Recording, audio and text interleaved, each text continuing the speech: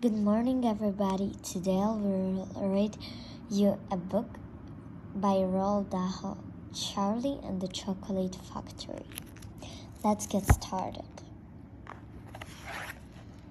Mr. Willy Wonka is the most extraordinary chocolate maker in the world. And do you want to know who Charlie is? Charlie Bucket is a hero. There are 4 other children in this book. They're nasty little beasts called Augustus Gloop, Greedy, Worker Salt, Spoiled, Violet, Bear Great, Gumchewing, and Mike TV Addict.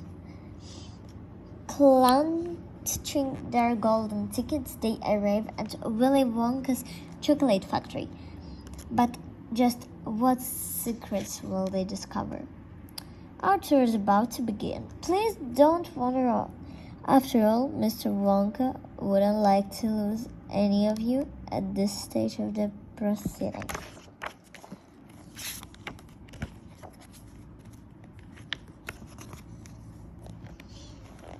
Contents. Here comes Charlie, Willy Wonka's factory, Mr. Willy Wonka and the Indian Prince, the secret workers, the golden ticket, the first 2 finders, Charlie's birthday, 2 more golden tickets found.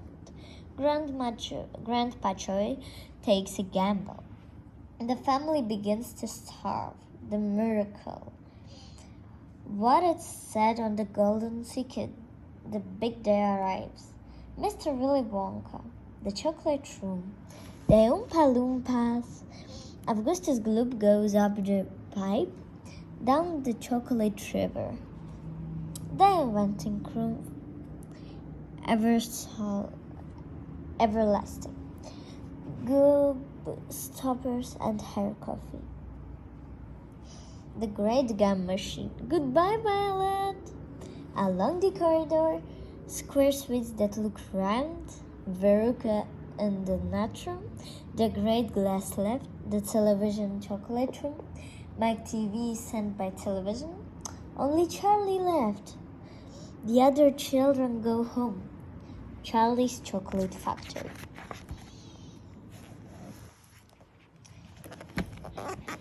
There are 5 children in this book. Augustus Gloop, a greedy boy, Veruca Salt, a girl who is spoiled by her parents, Violet Bear Great, a girl who chews gums all day, Mike TV, a boy who does nothing but watch television, and Charlie Bucket, the hero.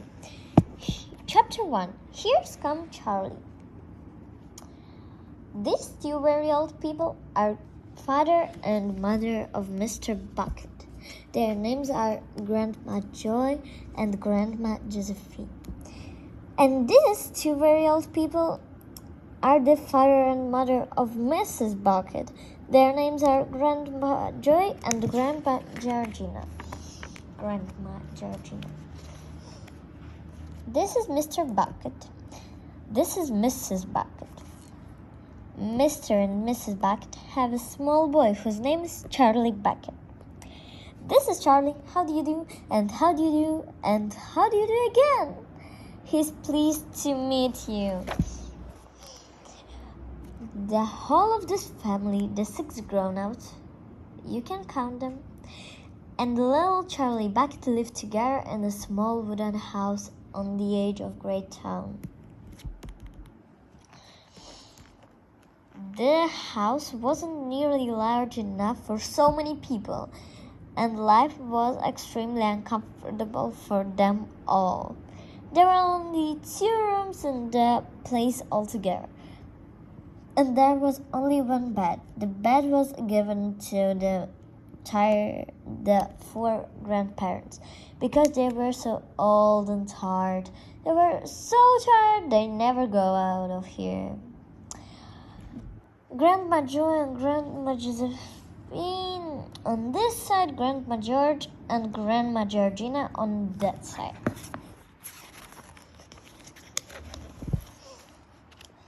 Mr. and Mrs. Bucket and little Charlie Bucket slept in the other room upon mattresses on the floor. In the summertime, this wasn't too bad, but in the winter, freezing cold drafts flew across the floor all night long, and it was awful. There wasn't any question of them being able to buy a better house or even one more bed to sleep. They were far too poor for that. Mr. Bucket was the only person in the family with a job. He worked in the toothpaste factory, where he sat all day long at a bench and screwed the little cups on tops of the tubes of toothpaste after the tubes have been filled. But a toothpaste cup screwer is never paid very much money, and poor Mr. Bucket, however hard he worked and however fast he screwed on the caps, he was never able to make enough to buy one half of the things that so large family needed. There wasn't even enough money to buy proper food for them all. The only meals that they could afford were bread, margarine for breakfast, wild potatoes and cabbage for lunch, and the cabbage soup for supper. Sundays were a bit better. They all looked forward to Sundays because then, although they had exactly the same, everyone was allowed a second helping.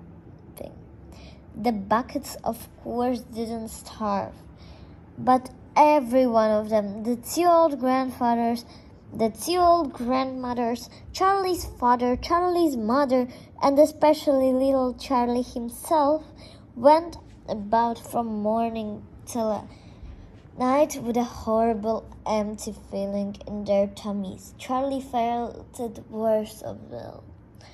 And although his father and mother often went without their own share of lunch or supper, so that they could give it to him, it still wasn't nearly enough for a growing boy.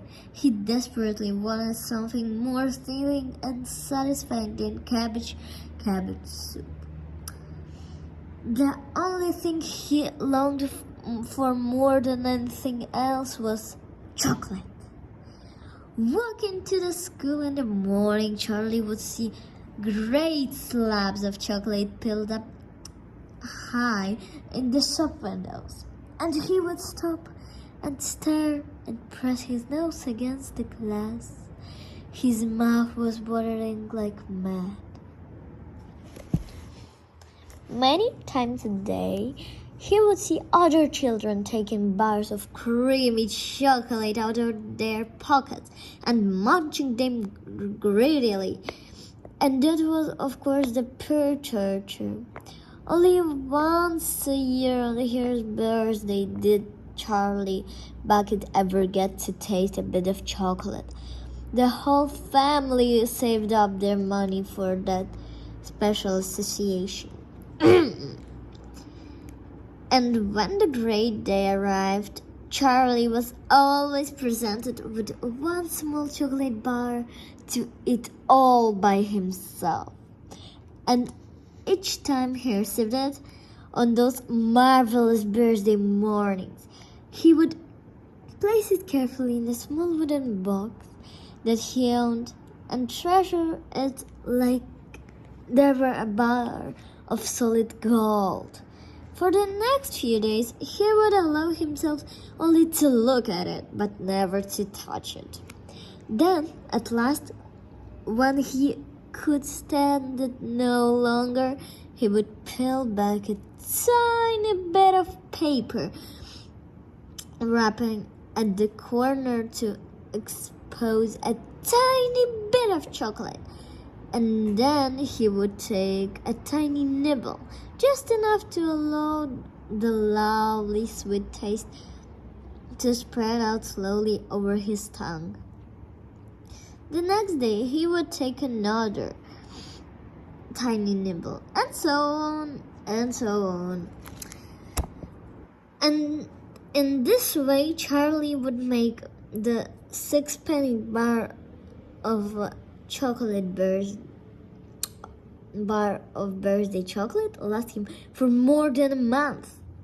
But I haven't yet told you about the one awful thing that turtle little Charlie, the lover of chocolate more than anything else.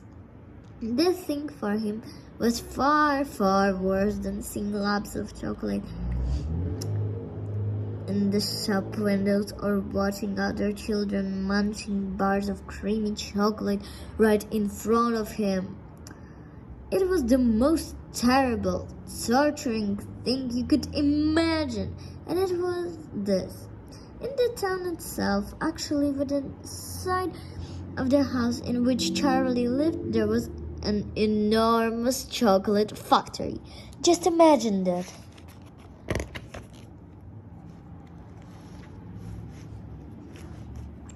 And it wasn't simply an ordinary, more enormous chocolate factory either.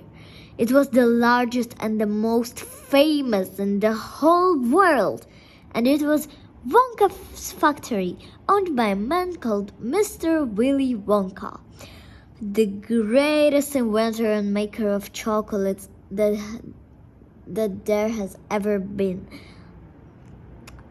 And what a tremendous, marvelous place it was. It had huge iron gates leading into it and a high wall surrounding it, and smoke blanching from the chimneys, and started whistling sounds coming from deep inside it and outside the walls for half a mile around each direction. The air was scented with a heavy, rich smell of melting chocolate. Twice a day, on his way to and from school, little Charlie Bucket had to walk past the gates of the factory.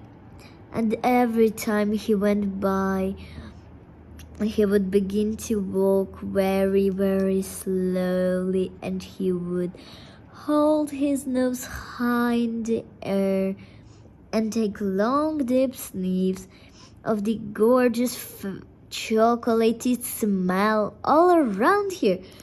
Oh, how he loved that smell, and oh, how he wished he could go inside the factory and see what it was like. See you on part 2. Bye.